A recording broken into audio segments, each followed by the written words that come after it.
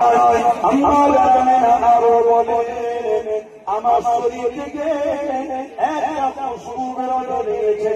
যে খুশবু আমার কখনো আমি কোনোদিন শুকিনি। এই খুশবু যত দিন যায় আস্তে আস্তে আস্তে আস্তে বাড়তে লেগেছে। হে যুবকেরা, তরুণরা, বাপেরা, আমার মাতা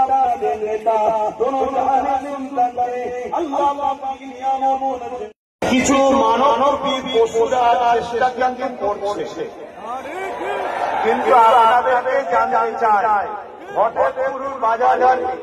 এই রিলায়েন্স পাম্পের উল্টো দিকে এখানে সব car parking, bus parking, lorry parking, toto parking, auto parking এবং সেসব